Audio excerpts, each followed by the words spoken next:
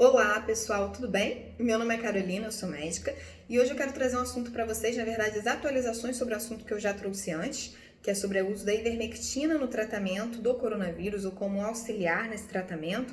Eu fiz um vídeo, se eu não me engano, no final de abril a respeito, que saiu um estudo feito por uma universidade na Austrália, demonstrando na época in vitro, ou seja, numa cultura de células infectadas pelo SARS-CoV-2 e não em humanos nem em nenhum outro animal, demonstrando que uma dosagem X de ivermectina, essas células infectadas após 48 horas tinham uma redução de 98,9% da quantidade de RNA viral, da quantidade de vírus de SARS-CoV-2 naquela cultura de células.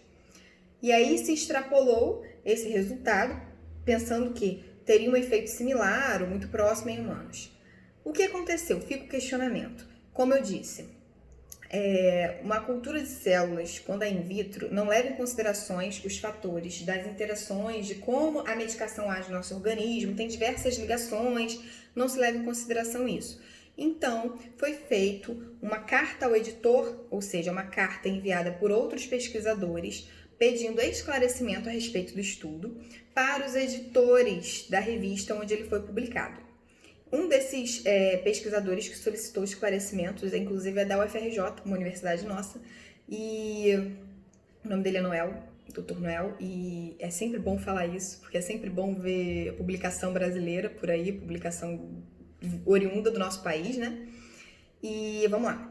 E aí, nesses questionamentos que esses outros pesquisadores fizeram, um deles foi feito por Craig, eu não sei sobre o nome agora, e fala exatamente sobre o fato de que, para se alcançar os valores que aquela placa tinha em humanos, né, os valores da ivermectina, a concentração de ivermectina que tinha ali naquela cultura de células, para se ter esse resultado, extrapolaria em muito os valores utilizados na prática clínica em doses máximas, ou seja, nós não alcançaríamos isso nem com a dose máxima permitida da ivermectina, para se ter supostamente aquele resultado.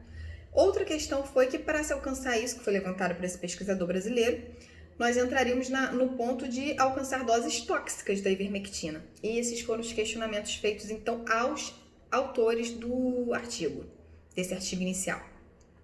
E aí, esses autores responderam nessa carta, e a resposta foi feita, inclusive, pelo professor David.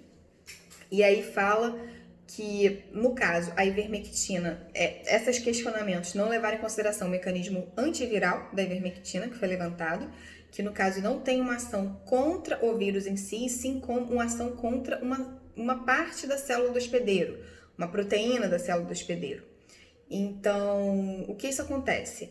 Fazendo isso, acaba impedindo a replicação viral nas nossas células, dando um tempo, permitindo um tempo para que, mesmo em doses baixas, é isso que ele sugere, mesmo em doses baixas, o nosso organismo tenha uma resposta imunológica antiviral mais efetiva, dando tempo para que a gente consiga responder melhor à infecção pelo SARS-CoV-2. Só que ele também aponta que nós temos que levar em consideração que, justamente por ter uma ação contra uma proteína do hospedeiro de nós mesmos, das nossas células, a gente tem que ter cautela no uso, e sugere que talvez para se ter resultados modestos na replicação viral, pelo menos na fase inicial da infecção, naqueles primeiros dias de sintomas, talvez não precisasse de doses tão elevadas assim. Qualquer redução nessa replicação viral seria benéfica, é isso que ele sugere.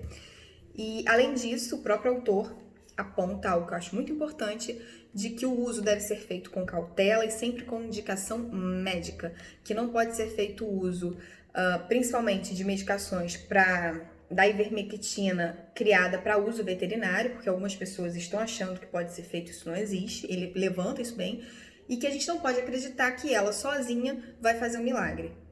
Tá bom? A gente não pode pensar que, não, agora com a ivermectina todos os problemas estão resolvidos, porque não é assim, até porque as ações antivirais da ivermectina não são pouco conhecidas ainda. Ainda estão em estudos, então a gente ainda precisa de ensaios clínicos randomizados para poder esclarecer melhor isso, tá bom? Teve até um estudo que foi descrito, mas eu não li esse estudo, eu vi, né, numa dessas cartas ao editor, que foi feito assim, mas que parece que foi feito com pacientes mais graves, foi uma medida meio que desesperada, foi mal desenhado, e qualquer coisa seria algum benefício ali, então não entra em questionamento tentando comprovar o benefício da ivermectina. Então acaba que não entra nesse ponto, não acaba que não sendo algo válido, vamos ter assim. Então o que a gente fica nessa questão da ivermectina? Ela não foi feita para ser usada como prevenção, ela seria sugerida, no caso, para o início da infecção, naqueles dias dos primeiros sintomas, para tentar então ter uma redução da replicação viral nessa fase, permitindo que a gente tenha uma resposta imunológica melhor ao vírus, ao SARS-CoV-2. Melhor, né? Porque a gente sabe que a resposta imunológica exacerbada também é um problema. No caso, seria a gente ter uma resposta imunológica adequada, digamos assim. E fica essa questão, não é feita para prevenção, não é para ser usada sem critério. Vou comprar na farmácia e vou usar. Não, se você tiver sintomas, você vai procurar atendimento médico e se tiver que fazer uso, vai fazer, tá? Até porque remédio é uma substância e tudo que tem os seus pontos bons e seus pontos ruins. Existe dosagem máxima, entre outras coisas. Alguns pacientes não podem usar uma série de remédios, então isso tem que ser levado em consideração. Inclusive as interações medicamentosas. Agora, outra coisa que eu queria falar com vocês, é uma notícia boa, que foi um estudo da Unicamp, que vai ser publicado agora, que eu já li o pré-print dele, e que pesquisadores conseguiram descobrir o porquê que os diabéticos respondem tão mal ao novo coronavírus, no caso, né? Por que a infecção acaba sendo muito pior neles? A gente já sabe, eu já fiz até um vídeo sobre isso, de que o aumento a hiperglicemia, o aumento da glicose no sangue leva a um estado pró-inflamatório e debilita a imunidade. Tem vídeo sobre isso no YouTube já. Só que eles observaram também que o aumento da glicose nos monócitos, que são células de defesa nossa, aumenta a replicação viral do causador da Covid-19, do SARS-CoV-2. Aumenta a replicação viral, ou seja, aumenta a quantidade de vírus. Isso faz com que o nosso organismo tenha uma resposta imunológica maior, com a liberação de mais interleucina 6, interleucina 1, fator de necrose tumoral alfa, que são fatores pró-inflamatórios, que levam, então, acaba entrando naquela questão da cascata de citocinas, né, da tempestade de citocinas, levando aquele estado pró-inflamatório, extremamente exacerbado. Isso foi bem legal, uma pesquisa feita pelo Unicamp, Brasil. Então, vamos parabenizar aí e reconhecer o trabalho dos nossos pesquisadores, tá bom? Porque o que está fazendo a diferença agora, gente, é a ciência e muita fé. Um beijo a todos, espero ter esclarecido mais ou menos o que ficou aí sobre a ivermectina. Beijinho!